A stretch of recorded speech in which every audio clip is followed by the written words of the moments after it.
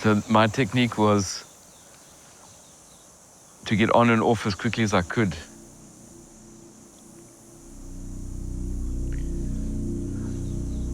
To spend too much time there, it's devastating, absolutely devastating.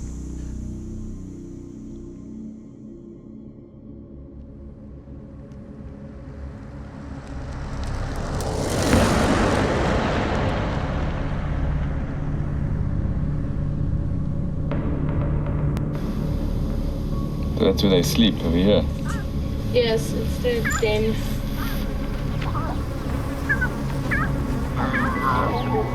Let's ring for your mom. They say you must not use the cameras. You're not allowed to use the cameras? Yeah. One of the most popular cats at the moment. We can't keep up with all the orders. We typically do a deal where it's, you buy one male and you buy 2 females with it thrown in. Do they hunt him as well?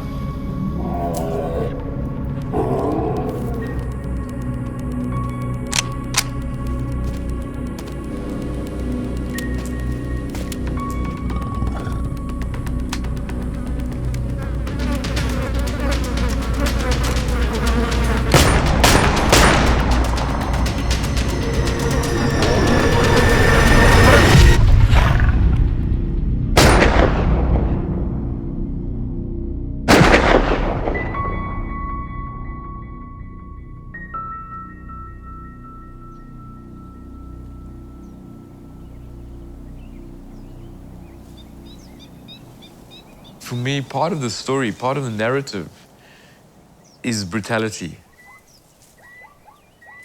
I certainly believe that this is a continuation of the brutal story of South Africa's past. I was riding horses with a very well-known operator in the Delta, and we used to share that concession with hunting operators. And outside of the season, we would often hear shots going off, and we'd hear small aircraft landing. Those shots we were hearing in those light aircraft were hunters operating illegally outside of the season. And that's really what got me going.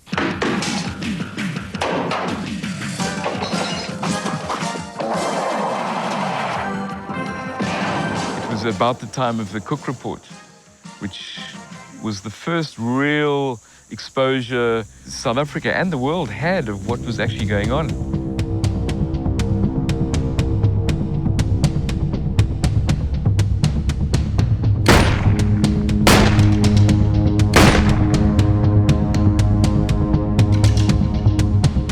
A canned hunt is where the target animal is unfairly prevented from escaping the hunter, either by physical constraints such as fencing, or by mental constraints such as being habituated to humans.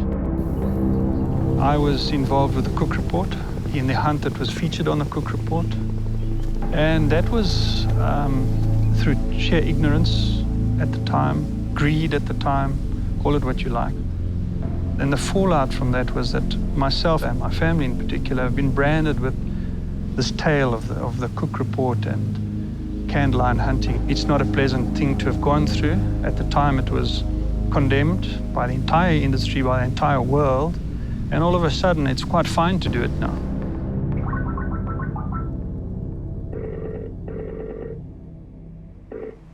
Hello? Hi, I'm calling from the United States, and I'd like to see about doing one of your lion hunts. Can you talk to me? Yes, I can. What did you say was your name? My name is Rick. The hunting that I've done has been primarily to put food on the table. You get your deer tag at the start of the season, and you do a proper hunt. Our culture has held weapons in high esteem since our inception. Second Amendment rights to bear arms. I've got no qualms with that. I got the opportunity to see a clip on canned hunting. Blasting away. What disturbed me the most was the baiting of the animal. And just as he was about to take a bite, you know, the shots start going off. And it's not just one shot. Okay,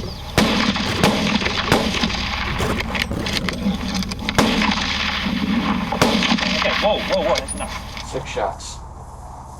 6 shots. I think that's what propelled me into this and made me want to find out for myself.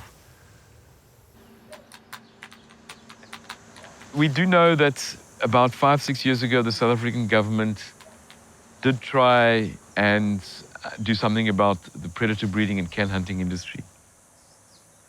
And the government won the first round of cases, and that was well publicized, but they lost their appeal, and that wasn't well publicized. And so we have this perception amongst many people in South Africa that can hunting has been done away with. The fact that the Predator Breeders Association won the case is undoubtedly being used by them to say that what they're doing is legitimate, it's not unlawful. The canned hunting situation really falls through the cracks in our legislation. The disheartening point now is that, of course, government have done nothing since that court case was thrown out. And so today, in the, I don't know, 4 or 5 years since then, we've actually probably had a doubling in the size of the industry. Let's see what this one says. Well, I went online and took a look at a number of different websites. If you've got the money, you know, there's people here who will take it. I've got like a, you know, a limited amount of time that I'm gonna have free. 3 days, 2 nights will be fine will be enough for the lion hunt. Okay. Yeah, they came back with 14 animals, pictures of 14 animals. 13 of them were males, and 1 was a female. About $16,000 for a young blonde mane male, on up to $48,000 US for one of the big black mane males. There are numbers from 1 to 14. Then you will see the darker and the more the manes are, the expensive they get. Okay. Click. I want that one. Type off an email. Let me have that one. You can bring your friend along to take the DVD or the video. Right. So I can do a video and a sound guide without any problems? No, that wouldn't be a problem. Perfect. Thank you so much. We'll talk to you soon. Thank you, Rick. Take it out. Goodbye.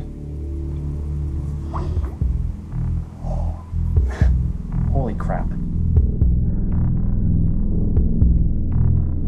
Can hunting is all about a quick, easy kill for the hunter, and it's about large profits for the operator. And so the best way to achieve both those goals is to breed lions intensively.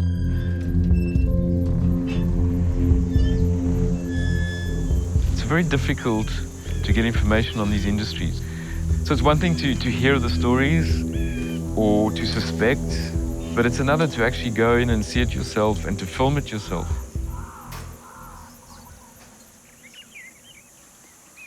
So that's what I did.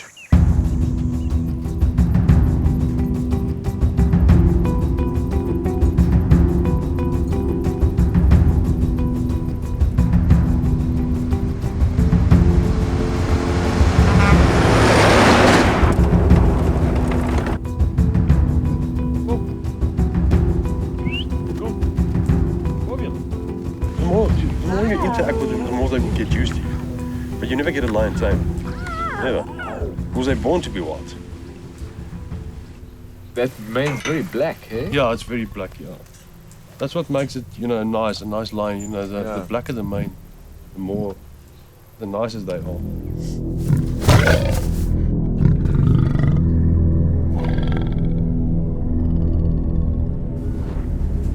So I'm just put on the surveillance camera, just in case that we end up with a little bit of a confrontation here. The owner just phoned me now and he said that unfortunately we won't be able to do a tour now. There's something wrong with the cruiser, with the vehicle. I'm just working here. Sorry about that.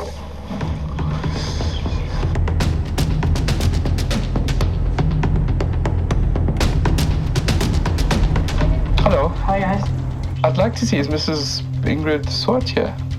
No, she's not here yet. She's due to arrive any minute now. She went into town to collect milk. She was due to arrive around 3:30. I know. Huh? I know. Yeah. He's going to tell us the three people are here. She's going to be a little more delayed in town, so she doesn't know really. She might be an hour or two. Hi, is that Ingrid? We've just come to chat about what you do here and what you're involved in. So there's no chance that you'll be back in the next short while. Another way they protect themselves is that they pass on information to each other about people who may very well be on their property filming and asking the right questions. So when we approached the first property, the owner of that farm was suspicious of us, and very quickly he had phoned other farmers in the area. And so when we arrived on the properties, they already knew.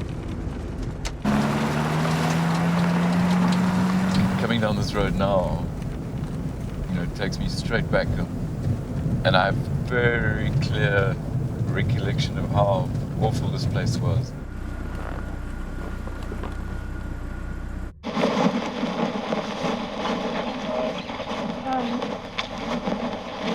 How are you? Fine, and you? Thanks. Well, what do we pay to just have a look around? No, you don't pay and walk around because you are from the Greenies. We know you. You are from the Greenies from overseas. Yeah, I don't know from where, but you are from the Greenies. So it's better for you to go away. It's much easier for us. Because we had a lot of phone calls. Nature Conservation phoned us and told us this morning you was by 2 or 3 people. You stay last night by Johan, then you go to the toy and then you take thousands of people photos. So no, I'm not arguing anymore with you. So can you go, please? We want to see what goes on. These are open to the public. I'm very sorry, guys. But what is there to hide? That's the point. I give you 2 minutes to leave my property. 2 minutes. 2 minutes. I give you 2 minutes. Oh, yeah. No, Nick, don't. I give you 2 minutes, you must go. You can go. I give you 2 minutes. It's exactly the same guy who I had an altercation with 12 years ago. And his attitude hasn't changed one bit.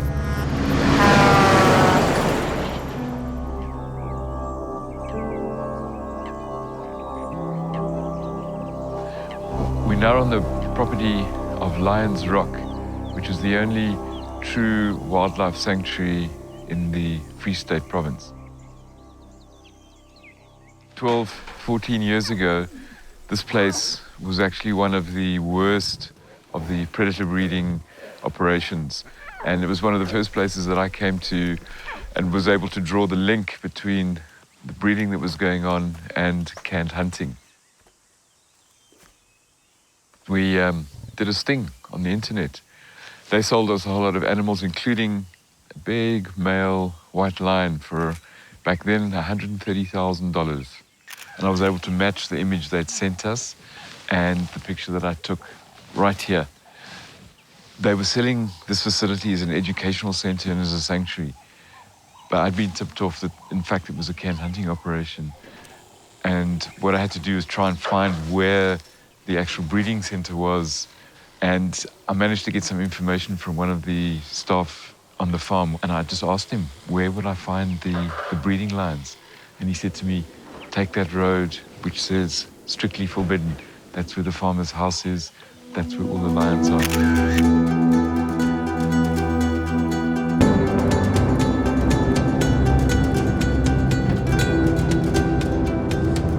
Done some research on regular lion hunts, and they may take 2-3 weeks before they even get a shot off.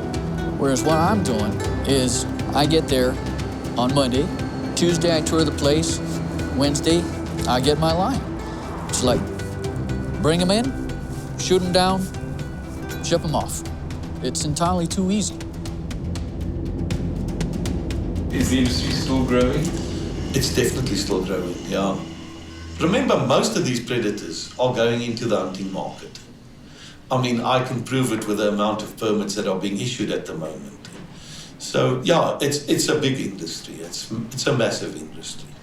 Yesterday we visited a particular operator and they didn't like us being on their property. Nature Conservation phoned us and told us this morning you was by 2 or 3 people. That doesn't make sense to me. I mean, why would we as a department phone a private predator breeder and tell him don't allow those people there? I mean, the only deduction I can make is they must have something to hide. If you want to start a captive breeding facility for lion or for predators, all you need is the money to buy the land, to put up the fences and to apply for your permit. There are no requirements in terms of having any knowledge of animal husbandry, animal care, or any basic understanding of what lion behavior, lion biology is. Unfortunately for lion, they breed relatively easily in captivity, and this has allowed the canned hunting industry to grow. They now need a ready supply of animals, animals that are relatively tame and can be managed, and that can be profitable, so they need to be done in a very intensive situation. So groups of animals like this will be put into very, very small breeding camps, and literally it just becomes a battery farming situation. If a lion is just a thing, like a table, then there's no problem with buying and selling it and manufacturing as many as you can. The difficulty is when one defines everything that is not a human being or a corporation as property, that inevitably leads to the commercialization of nature and its exploitation. The cubs are then pulled from the mother at anything between 3 and 10 days, and that is to bring her into oestrus again so that she's able to breed very, very quickly, a second and a third time.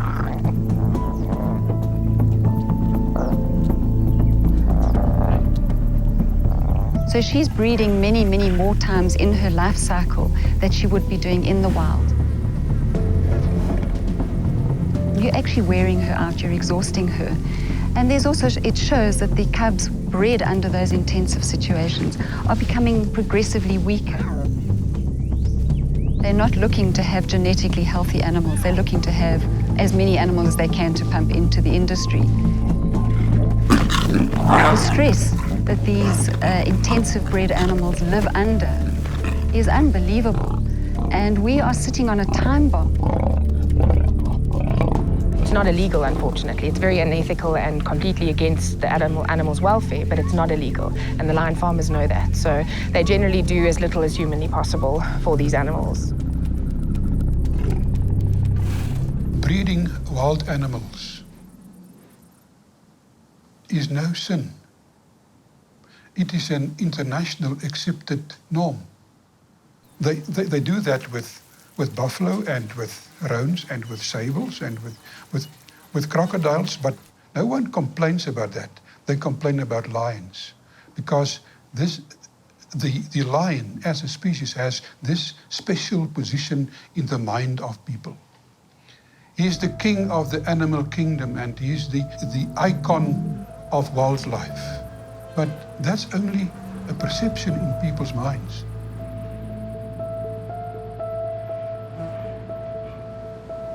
Do you see any distinction between wild animals and domestic animals? For sure there's a distinction. Some of them are wild and some are tame. But in principle, there's no difference. You have to look at the purpose of what's being done. The arguments in favor of producing animals for food are completely different to the arguments in favor of producing animals for non-essential purposes, like shooting them for trophies on the wall. The quality of wildness in itself, I think, is something worthy of protection. Are you or your department aware of how many lions are being kept right now on farms across South Africa? There's approximately 6,000 lions now in about 200 facilities in South Africa.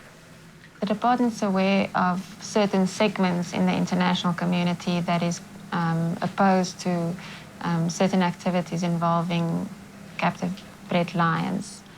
I do not think that the concerns relating to malpractices in the industry should overshadow the conservation success that South Africa has had, especially in terms of lions.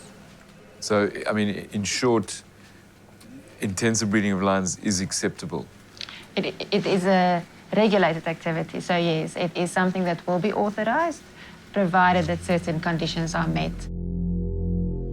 The Department of Environmental Affairs can only legislate based on biodiversity threats. So, for example, if captive breeding of lions was leading to the extinction of wild lions, then they could change the laws. But because captive breeding of lions is causing animal cruelty, they can't do anything because it's welfare-based, and welfare falls to Department of Agriculture, Forestry and Fisheries. So it's this absolute mess. You have a national department that forms policy but cannot tell the provinces what to do. Passing the buck is exactly what applies to the legislation in this country.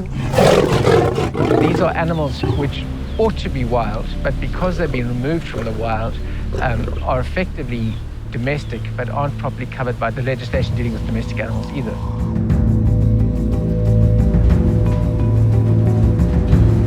Okay, well now we've just found the turn off to Zan Cheetah, which is a property just outside Bloemfontein.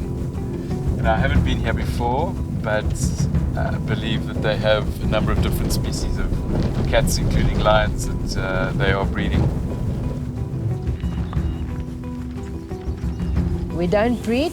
We maybe once every second year let her get a litter, but we do not breed because of all the speculations and people saying you're just breeding for hunting.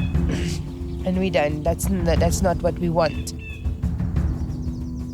The cubs stay with her up until 10 days, and then we take them away. What's interesting here is that there's this pretense in a way that this is different, that they're a sanctuary, but halfway through the tour, it comes out that they are selling things like caracal and serval to Letatsila Africa. So we're not 100% sure about their credentials. There's Milan and Sylvester. They'll be also leaving us next week. They're going to Letsatsi Game Lodge, where they will be reintroduced back into the wild. It's very clear across the world that a proper sanctuary does not breed, does not trade, and it has no interaction. So I don't know how the majority of these properties can claim to be sanctuaries. In my ideal world, there would be no need for lion sanctuaries because there would be no abused lions in captivity. The huge difference between a bona fide sanctuary, which we are, and the majority of captive lion facilities in South Africa is that we have a strict no breeding policy, and then we also offer a lifetime home. We have a country where a large majority of people profess to be animal lovers, and yet seem to be oblivious or uncaring to the fact that every single day in South Africa, at least 2 to 3 captive bred, hand-reared, tame lions are being slaughtered in canned hunts.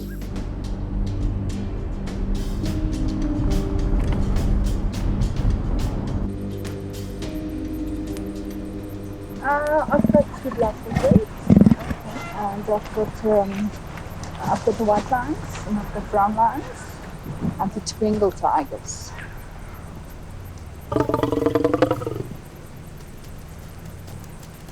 These are the third litter of that white female that was lying there. Okay. That's her first litter, the one lying over there. Yeah. And there is the ones of 8 months. She's pregnant now again. Is she? Yeah. Hi, Tippy. How old are they? They're 2 months and getting naughty. I take the lions away after 1 week because otherwise they're wild. You give a powder milk from the vet, but they don't like it, so I just give them normal cow milk with egg yolk.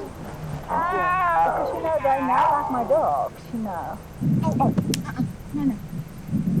No, no. I know what you're doing. Yeah. So where do they go? What we want to do with him is people who want lions on the farm, but not for hunting, just for. Okay. You know, you can make. Actually, it sounds terrible, but you can make a lot of money to do camp hunting.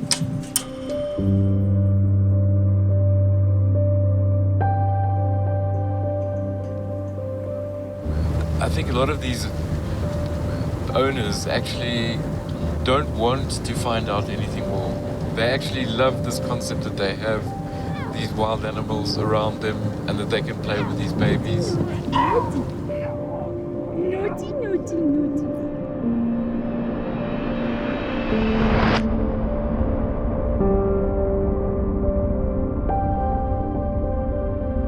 The blacker the mane, the nicer they are. I take the lions away after 1 week, because otherwise they're wild. It's better for you to go away. Approximately 6,000 lions now in about 200%. Falls through the cracks in our through the cracks. Make a lot of money to do camp hunting. All of a sudden, it's quite fine to do it. Fine to do it now. It's just about the money. It's about breeding wildlife as intensively as they can, as quickly as they can, to make as much money as they can.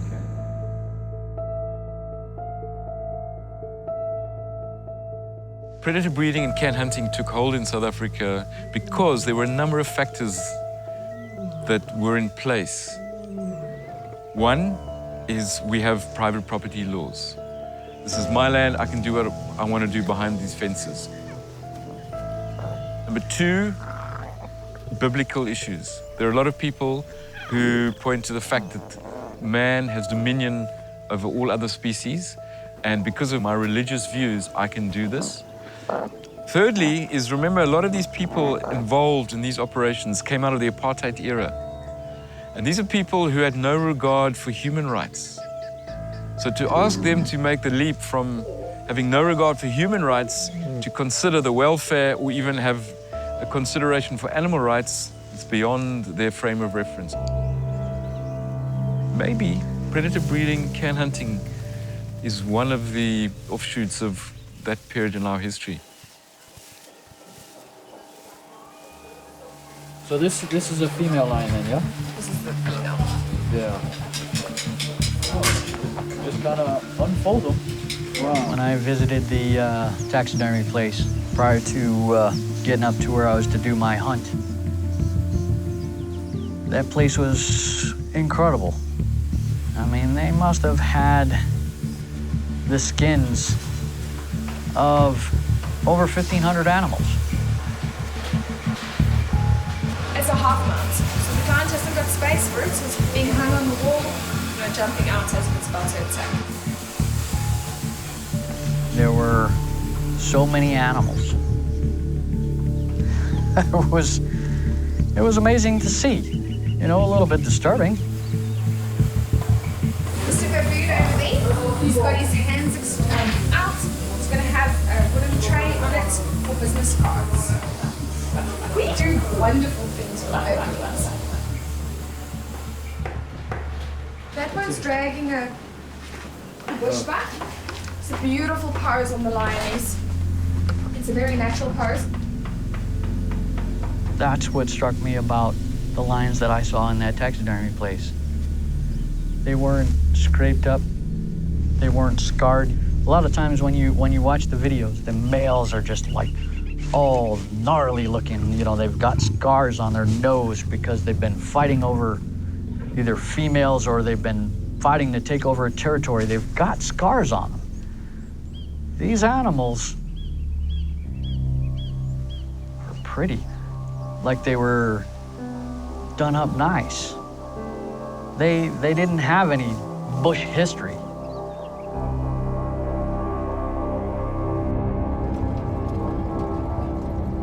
I don't know how I'm going to react. I don't know what I'm going to feel. So I've never done this. You know, I've never been a part of this kind of thing.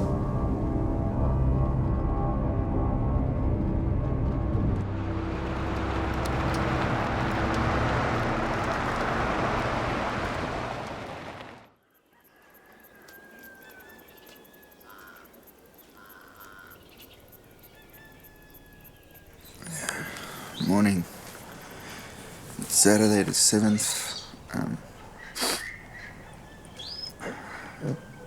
I'm starting to record myself every day because I've got no idea how long I'm going to be here. I want to call this one named Boo. She's like a little angel. Yeah. So...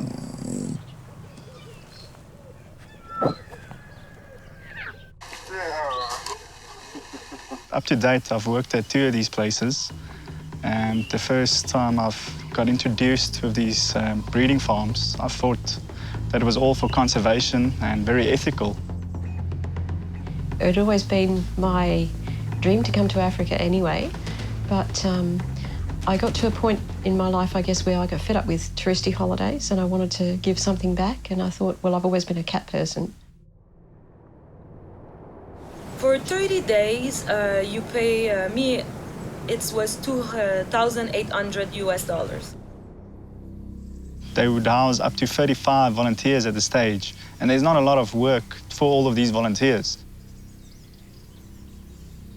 When these overseas volunteers come there, what I've noticed is they're very blind to the fact of what is really going on, of what I've picked up working at one of these places for a year. Well, at first I thought it was amazing, you know, how we could get interaction with them. So weird. But the more I got into this, I just see and notice that there's something that's not right about this place.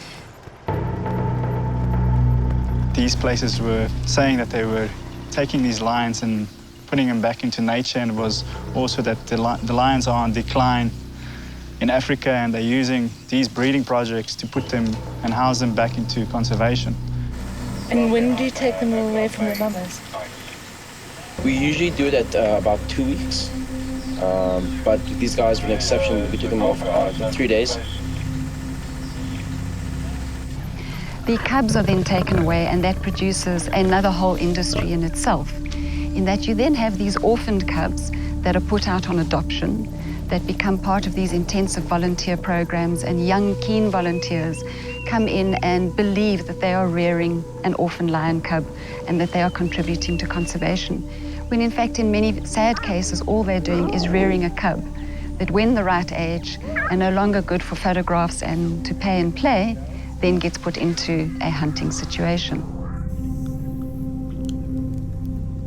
Once the handling stops in a certain age, these lions are so still used to humans, it's actually dangerous. That's why they don't clean the enclosures that much. We haven't been clean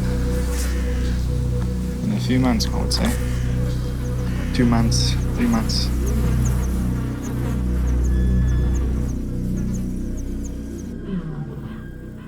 It's Sunday, it's feeding time.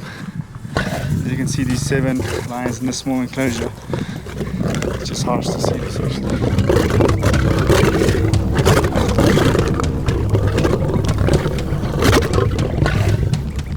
A lot of the food was donated, so there were a lot of cow carcasses. But to my knowledge, none of those carcasses were ever assessed to find out whether they'd been on antibiotics, whether they'd been ill, how long they'd been laying in the field before they were picked up.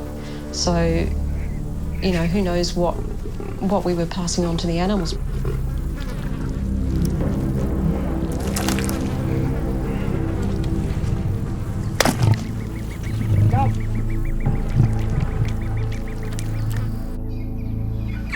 The worst memory that I have is this 3-week-old cub in this cat box, screaming for attention and his mom. And this cub had to be taken care of every 3 to 2 hours for bottle. And nobody worried about this, and this cub would constantly scream for his mom until it doesn't sees, okay, there's no hope, and it will just stop and lay there for the whole day. Those poor volunteers think they're really doing something for conservation. In the meantime, they're just looking after the predator owners' animals and hand-rearing them and giving them milk, and they sleep with them and that type of stuff. I mean, that's not conservation. Far too many students are coming in on this paying system because it's become a massive industry. The most common question asked by people on arrival here is if they're lion cubs that they can pet. Of course, they get our standard response of no and an explanation as to why we don't have lion cubs. It's actually quite shocking how many people then leave because they're after that quick fix.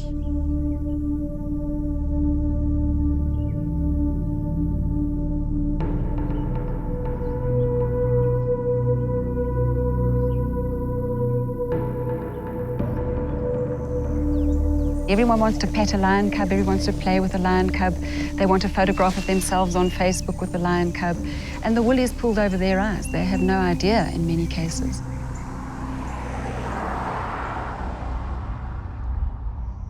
This is just a normal walking stick. Please don't hit the line, throw the line, poke the line with the stick. It's just if you feel uncomfortable, if the lions come walking to you, you put the stick between you and the lion. They learn this sign means stop for them. You'll see the lions are like models. They like it when people take pictures of them. You guys can go and touch the lions if you want to get the nice Facebook profile pic. So how old are they when they get here? About a week, 2 weeks old. We get them so young so that they can respect us and they know us very well as if we are their parents. We start walking with them when they're about 4.5 months old. We show them what to do and where to lie and get used to the meat stick. Why do you do that? For a nice picture that their eyes are open. Okay. Okay, so everyone, then we can say thank you to the lions and to the handlers and they'll take them back to the camp. We go back to the building.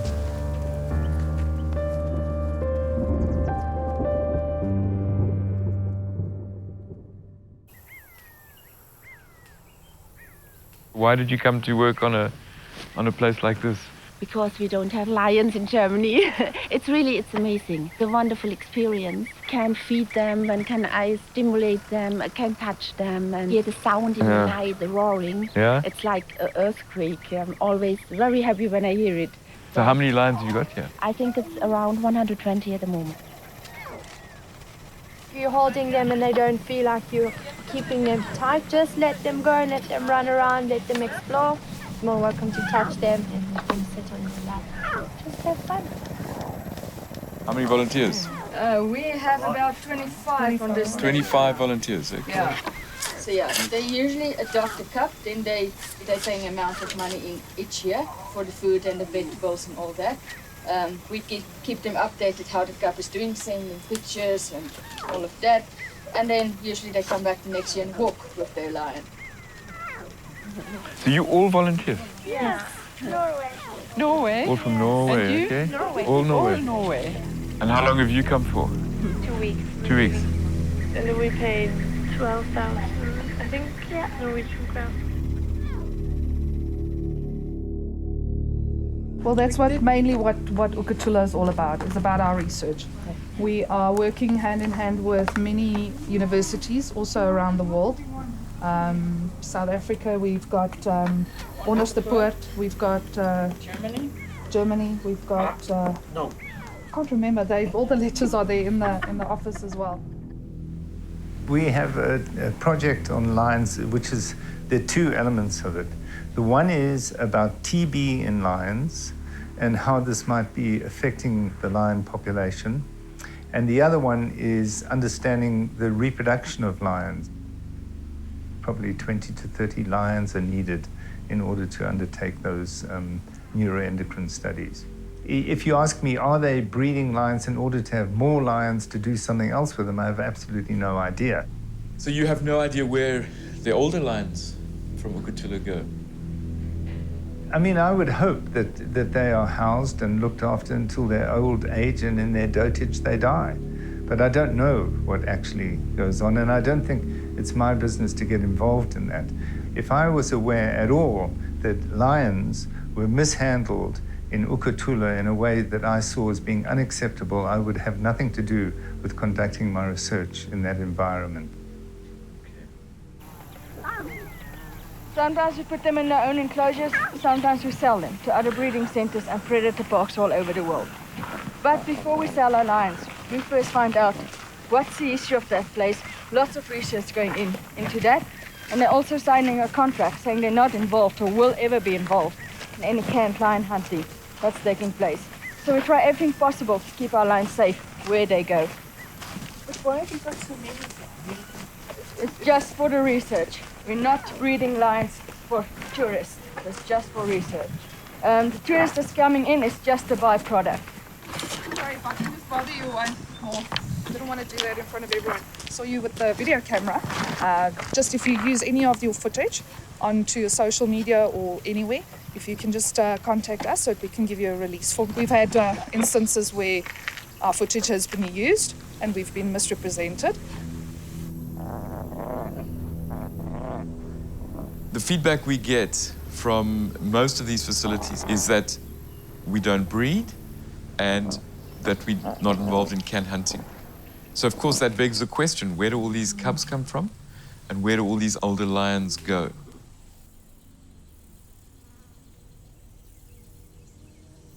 There is no conservation value breeding lions in captivity. And I think it's time that the guys who are involved in that were actually honest and said, this is a commercial venture. Don't try and call it conservation. Don't try and pretend that it's saving lions in the wild. It is a very brutal commercial operation where you are mass producing animals that you then have a number of uses for.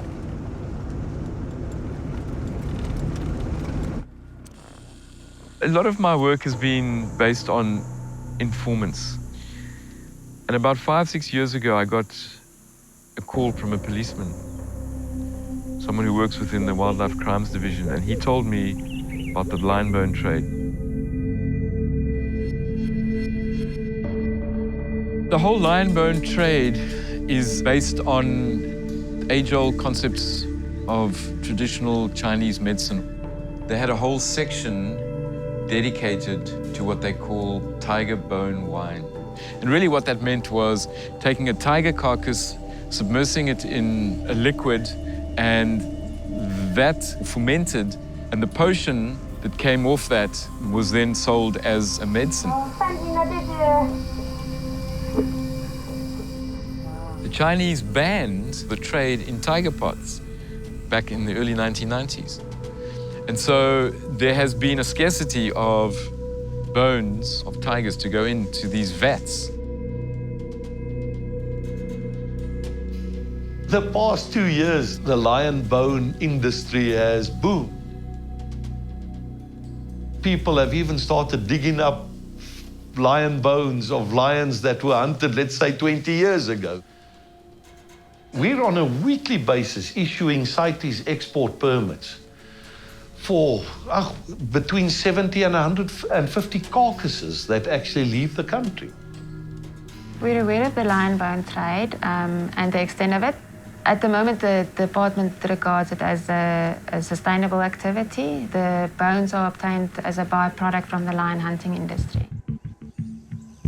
When you're doing canned hunting and you're captive breeding predators for that, the animals have to be in at least a certain reasonable condition in order to be acceptable to the hunter. So there has to be a certain level of welfare for that animal to look okay. When it comes to breeding for lion bone, it actually doesn't matter what the lion looks like. So the welfare standards around that are even worse.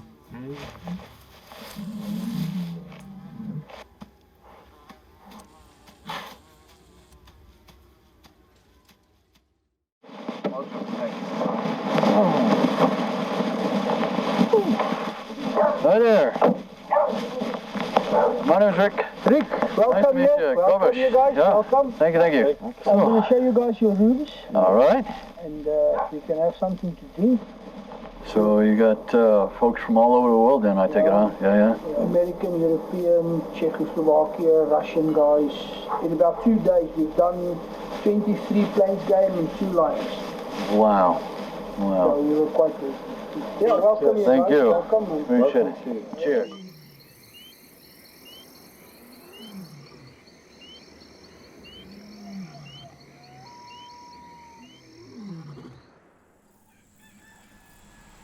Hi guys, it's 5:20 in the morning. Heard the lions roaring off in the distance. Have that butterfly thing happening. But each time I have to get myself settled back down and focus on what I gotta do here. How's it? My name is Rick. Eric, nice to meet you. We're about ready to head off and do some target practice and see how well I shoot.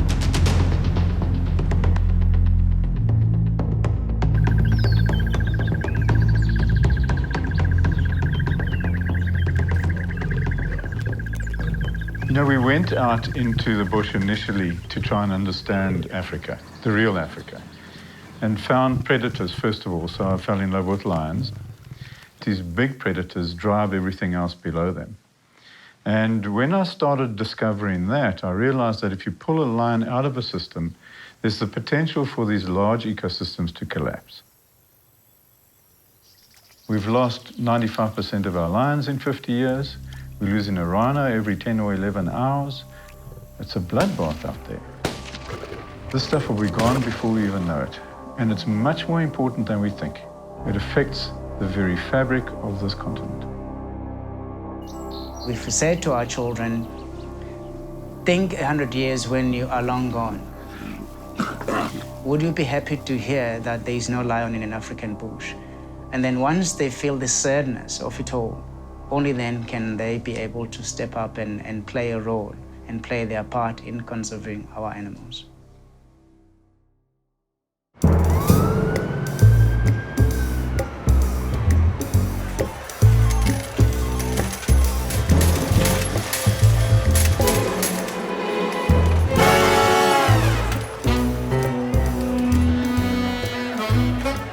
Really, we're at the forefront of the whole effort for lion conservation.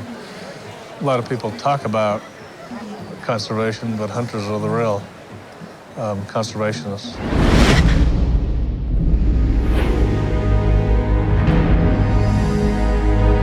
The most effort, the most money, those are the people that are actually in the field. That's what Safari Club does. Safari Club brings all those people together, gives them goals, gives them commonality, gives them something to work towards.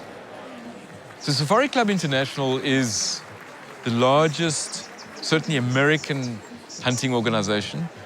Some people even refer to it as the largest global hunting organization. Literally, the A to Z of trophy hunting is on display at those conventions. And then, of course, you'll have access to hunters who can tell their stories. And one of these is our lifetime membership with the Phoenix chapter. One is lifetime member of SCI. One is Hunter Legacy Fund, the patrons. This is the World Hunting Award ring. 29 major awards. As far as I know, more than anybody. I think South Africa is most probably one of the only places in the world where we breed lions commercially. And we breed them for hunting. And there's a lot of controversy about this issue. People that are non-hunters believe that hunters like us hunting these lions drive them into extinction. But we're actually not. Because we breed them commercially, we grow those numbers. Well, commercially bred lions contribute to conservation because they take the pressure off of the wild lion herds in the ever decreasing, habitat that they have, and it also encourages the ranch owners to actually breed the lions, because the economics of the situation are, if an animal doesn't have an economic value, the rancher's not going to grow it. The lion was raised, and other lions will be raised for future hunters. This is conservation, because if it wasn't for the hunter, that lion wouldn't be there. He never would have been bred. Never would have been born. But the lion will inevitably die anyway because it's being hunted. Mm-hmm. But at least has a purpose in life. Tonight, we'll recognize the hunter conservationist. Our family trip to South Africa set a fire in my heart. I was young, but I wanted to hunt. Everyone gets caught up in life. It's inevitable. But one little hunt, away from the troubles back home, fixes everything. So first off, I'd like to thank everyone who's given me the opportunity to enjoy the outdoors and its many wonders, and travel the world and harvest some of God's most beautiful creatures. I'm an animal lover, therefore I am a hunter.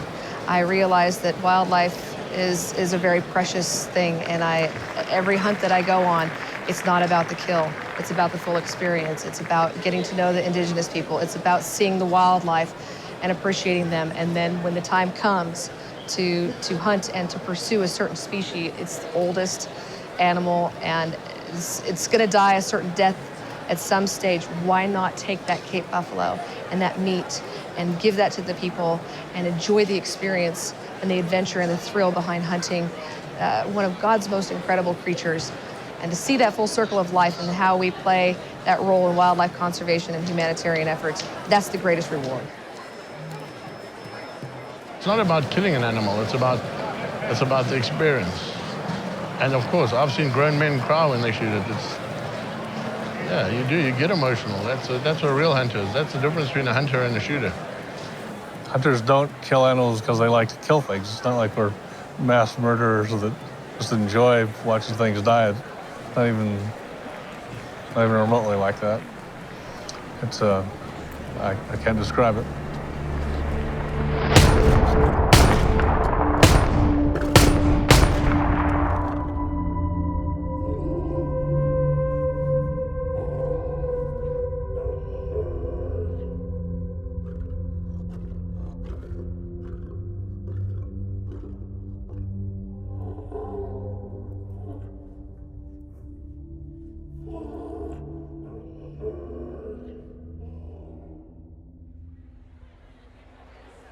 There's no comparison between hunters and non-hunters because, again, hunters understand animals.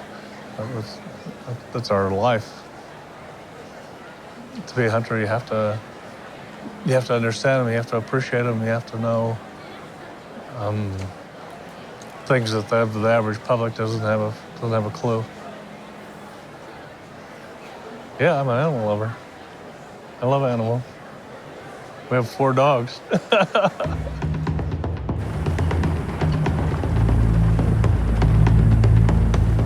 Why do you guys have the donkeys? Lion takeaway. Lion takeaway. Oh. As soon as we drove up on some of these animals, off they went. You know, they would look at us and they'd kind of keep an eye on us, and then they said, okay, that's enough. We're out of here. They associate that vehicle with danger. I want him to eat him. Me and you. Yeah. All right? Maybe it's poison. Oh, okay. We must cut it. We'll find out. Yeah. We must cut it in the half. All right. Okay, so I taste it. All right, here we go. It's sweet. It's like a melon.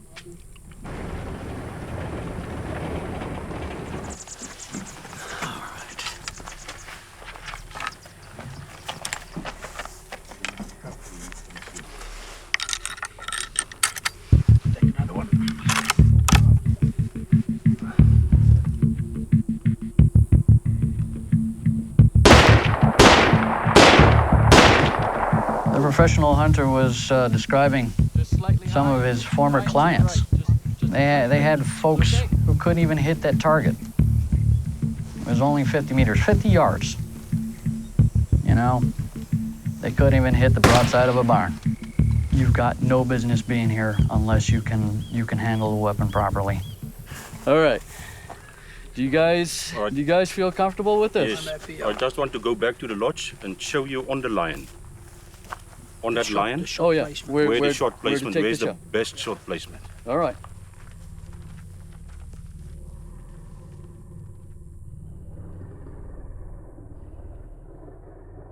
You can't look at predator breeding and canned hunting without addressing the greater trophy hunting issue. Because at the end of the day, people who come to shoot animals that have been bred on South African farms are still driven by the same issues, and that is the trophy. The nice thing about the ranch lions is they tend to be prettier. They have bigger manes because they've been bred for that. The ranches don't have the thick brush, so the wild lions actually live in the brush. And by walking through the brush all the time, it actually rips out their manes. So most wild lions don't have a big, full black mane, for example. I want to select my animal. I'm able to say that I want a lion with a dark mane. It needs to have some character. I mean, look at this lion with all the character and all the lines and marks and stuff on it. So where do I get a typical lion like that? I can ask a rancher, do you have a lion like that? And he can tell me, yes, I do, or no, I don't. Going on into Tanzania in an open area, I can't do that. I can't select my animal.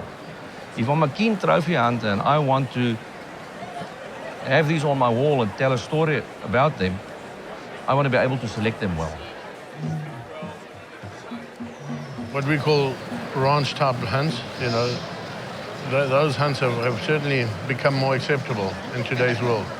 10, 15 years ago, they were not acceptable to hunt a lion under a house fence. It was frowned upon. But nowadays, it's acceptable because it's a conservation practice. The way we do it, we've got a 8 or 10,000 acre range. We release that lion, or we've got lions that's already released. That's high fenced lion hunting. That's not canned hunting.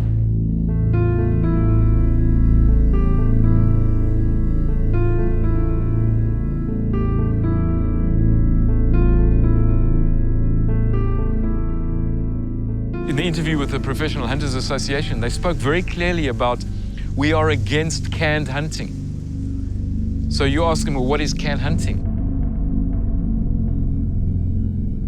They play with these nuances in the word. So they're against canned hunting, but they're now trying to get into bed with the breeders and our government to cash in.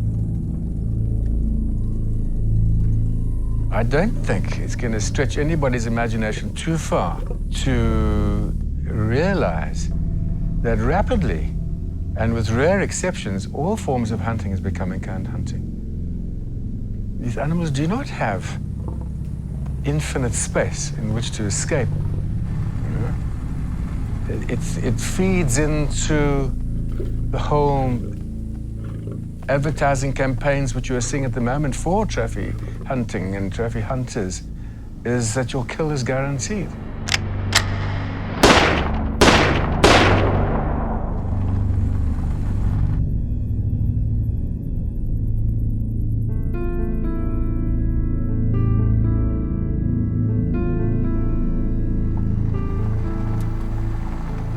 I think hunting has changed today because everything's much faster. The world's a faster place. People don't have time.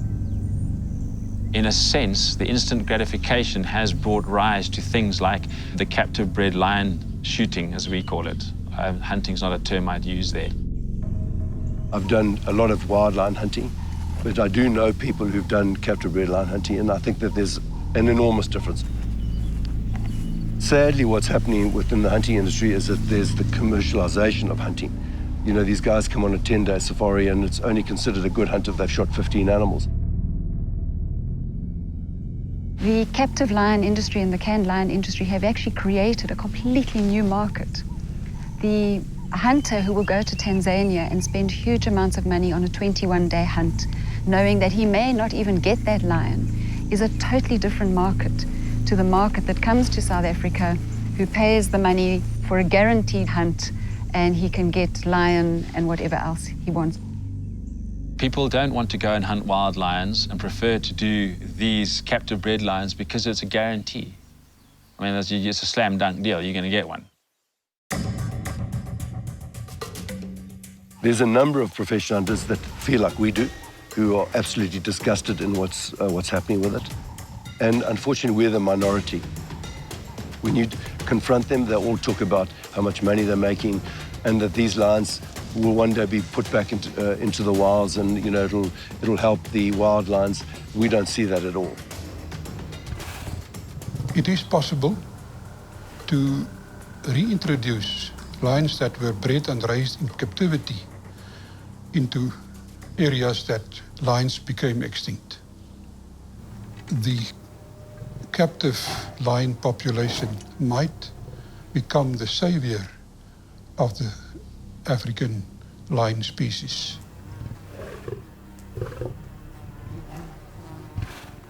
Using captive bred lions as a source for repopulating or supplementing wild populations is it's a bad idea. These are animals which have lost their fear of humans, so obviously the likelihood of there being conflict later, once individuals have been released into the wild, is that much greater than using a wild individual. They've lost some of their ability to hunt, to basically survive in a natural setting and compete against other carnivores. There's also limited territories available in the wild for lion. And if you then put a new male into that group or new females with her cubs, you put those animals that are already in those territories at risk. Any captive animal has absolutely no conservation value whatsoever, and that is particularly true of the captive South African lion population, which is so inbred and genetically tarnished that to reintroduce, even if it was feasible, those captive populations back into the wild would be disastrous. I'm not aware of any captive lions that have made it successfully in the wild. It's been trialled numerous occasions, probably to the expense of millions of dollars. But it's not a viable conservation option. So what do you say to the people who say lions are endangered? I don't know what they're talking about. I don't have the facts. The truth is that lion numbers are going up daily as we speak. Many of the hunters you speak to will even say that the lion populations that they hunt are increasing or at least stable. That's a little bit like saying the world is flat. I mean, or there's no climate change. You design the argument that keeps you doing what you want to do best.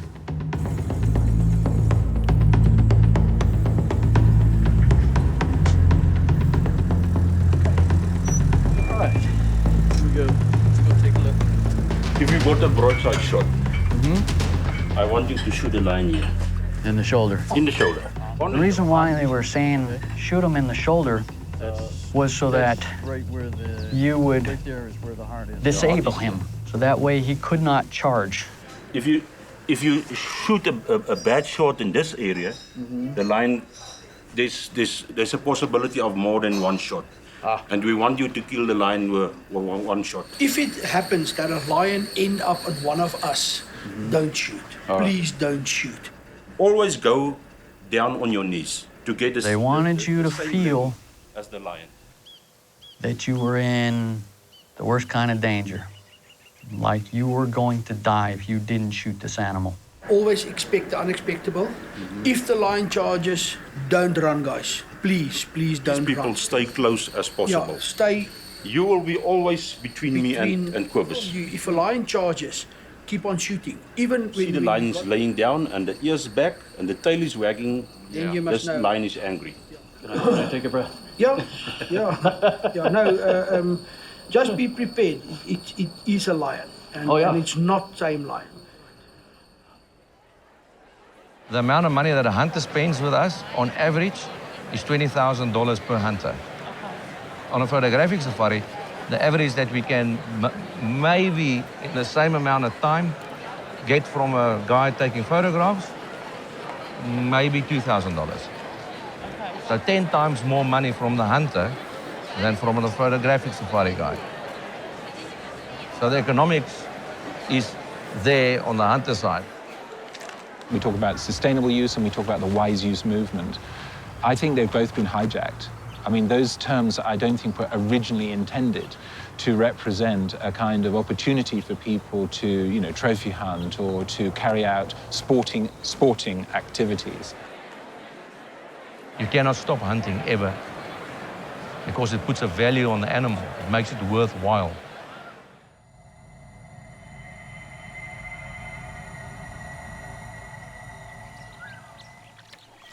I'm not big on doing partial solutions. And so the decision was made that we would do a ban of hunting on all concessions. When you look at the number of lions that Africa had and what we have today, it speaks for itself. The argument comes, we'll breed to keep hunting. Well, you know, if you want to go along those lines, you may as well adopt the attitude and say, you will never see lion other than a caged lion. And it's sustainable. Is that the right thing? I don't think so.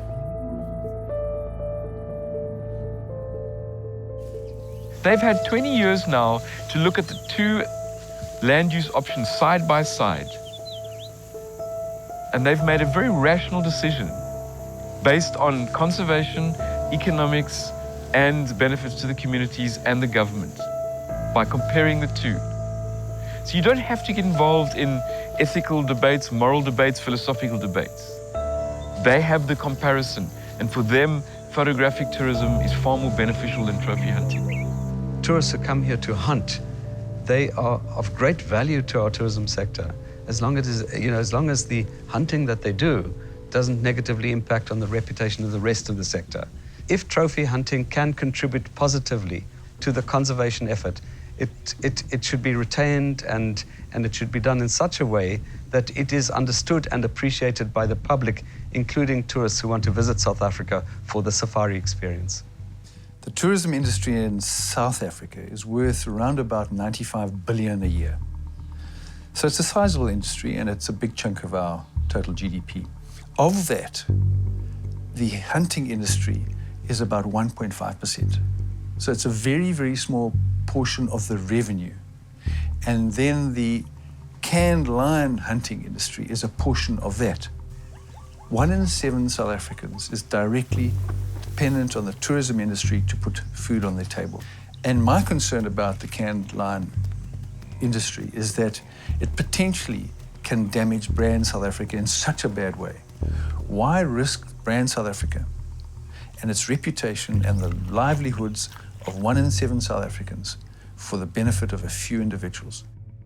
I think it has already damaged brand South Africa. How significantly, I'm not really able to tell. But the practice of canned lion hunting or breeding in captivity comes with a lot of negativity, and therefore it does and probably will do further reputational damage unless we take some more decisive measures to discourage it.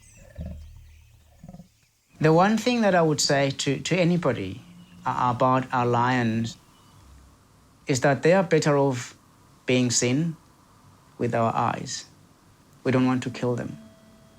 If we look at them with our eyes and live them and appreciate them, for me, that is the way. You know, it's the right to life. And I will speak for those that don't have a voice. We need to be radical as far as protecting our wildlife species, our fauna and flora and the environment. We don't have second chances on any of those. The very essence of what the hunting industry says they are about, and that is being in the wild, pursuit of this wild animal. It's pitting your skills against a wild creature. Breeding these animals in confined areas on the farms, all they're doing is they're domesticating them. Are they saying that they're actually coming now to shoot domesticated lions? Hunting is not what it pretends to be. All about conservation, no effect on breeding stocks, on the genetic value, bringing money back into communities. It doesn't do any of those things. It's all about somebody going out there and having fun killing a lion. The bush is a bit difficult. We're going to shoot in a short distance. It will be in 50 to 30 yards. 30 meters. Okay, so about what I just did. Yeah, you won't shoot. Maybe a little bit closer. Yeah, you will shoot closer than what you've done now. Wow. The tracker will be also there. And Eric's the tracker, right? The black guy. You used the tracker for us. Okay. And the 2 cameramen right behind us. Vraag. Ek vra as hierdie vir 'n TV onderhoud of vir watter newspaper is dit? Of wat se kak is hy besig om te doen? What are you really doing? Is this? I'll kill you. Don't take a photo of me. I'll fucking kill you. Sorry. I'll kill you. I'll tell you. I want you. Don't take a photo of me. So you must write a note and sign that is not for a TV or for a newspaper or anything like that. Skryf. Skryf off. What I don't understand. Uit by die hek. Or otherwise out. Do it Sorry, now. what I don't understand. Shut your fucking back. Sorry? Shut. Bly stil. I don't understand. What happened? Why are you... Nothing happened is what will happen. What do you mean what will happen? Hoorie, skryf dit dan. Hierdie word nie gebruik vir enige uitsendings nie. Skryf of otherwise out. This is not good. All right, let me explain. Put it off, please. Sorry? Put it off. Just turn it off. Okay. The people come from behind us, the greenies, and they come with all the bad publicity, and they come and send people to make photos. That's why. I'm upset here, guys. You know, I'm not happy there. These are my friends. All right, I understand, sir. Are you not happy? Huh? Are you not happy? What do you say? Are you not happy? Because you're treating. Are you not happy? You're treating my friends this way. I don't understand. If you're not happy, tell me now. Then we're finished. We're finished? Yeah. Then you go out. If you're not happy, tell me now. All right. Let's knock off. I think that's as far as I was willing to push this. We're on our way out, and the farther away we get, the better I feel.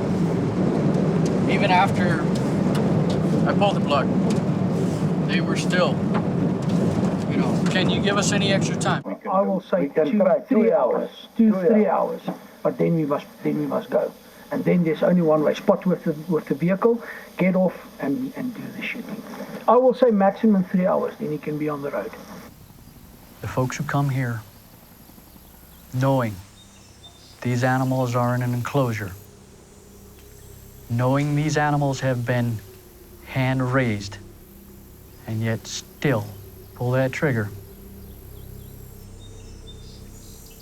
it's not a real hunt.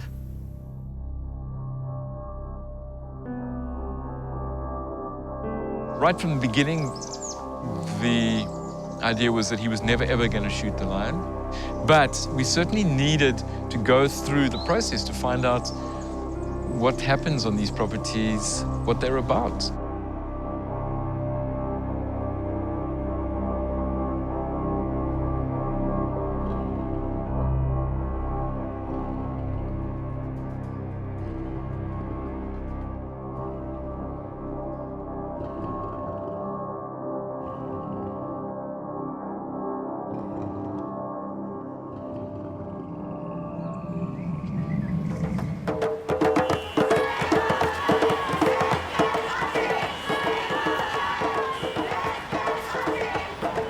It's going to be a difficult battle to close captive breeding and can hunting. There's no doubt about that.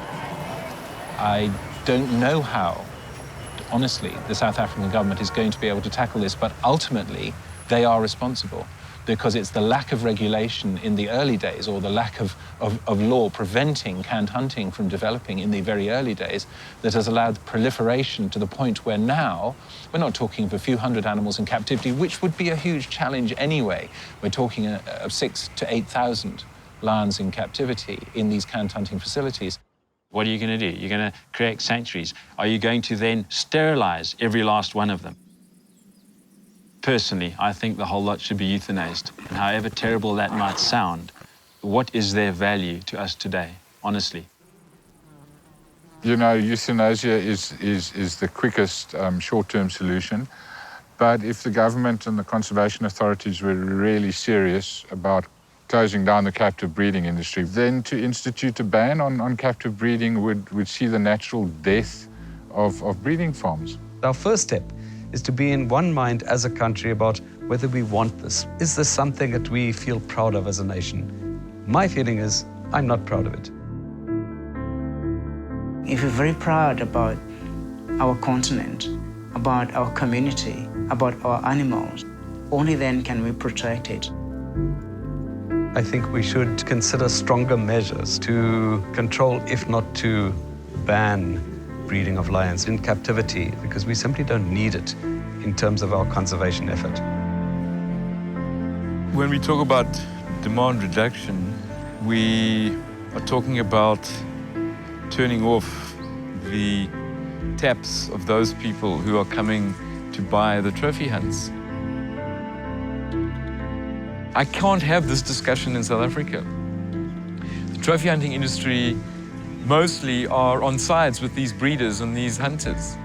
The best way then to tackle issues to go outside the country and hit the problem at source. Etelä-Afrikassa tarhataan uhanalaisia eläimiä metsästä. Already since that trip to Switzerland and Finland, I've had feedback from the UK, from Holland, from people who are now interested in taking up this issue.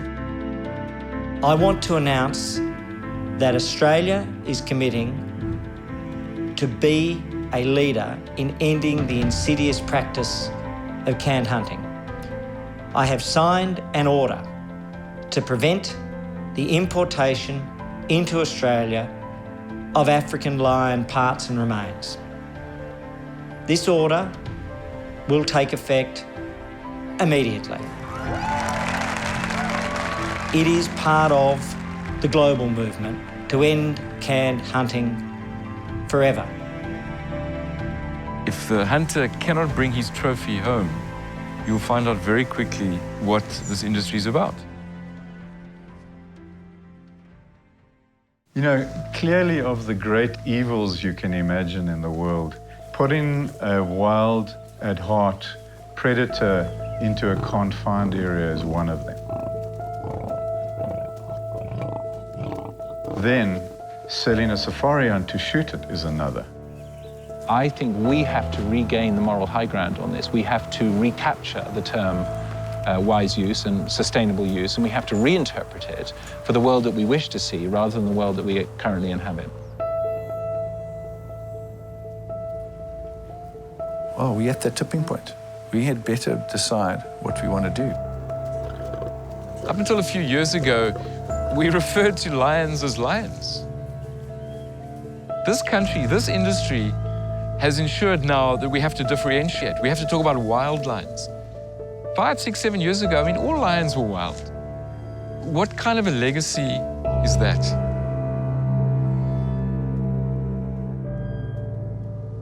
Part of what we need to achieve is to get off our pedestal as this superior, arrogant, exploitative species and embrace our participation in this magnificent community of life. Nowhere else in the universe have we found any life at all, let alone the kind of incredible community that we've been born into. And the fact that we choose to devastate it is a fundamental error. And stopping that will start with things like stopping canned hunting. Some hunters do lay down their weapons. Why do you think they do that? It has something to do with the look in the eye of the animal. And for the first time, that hunter sees himself in the eye of that other. And I think it is the beginnings of seeing everything in life differently after you put down that gun. When you stop trying to prove, when you stop trying to demonstrate control, when you stop trying to demonstrate dominance in a world where you're, in fact, pretty small and damned lucky to be alive. It is in the animal gaze that your spoor becomes uncertain.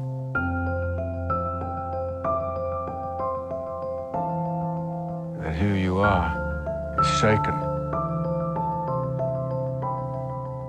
It is in the eye of the prey that the shift of skin takes place. That the barrel points the other way, and you find yourself hunting in a new country.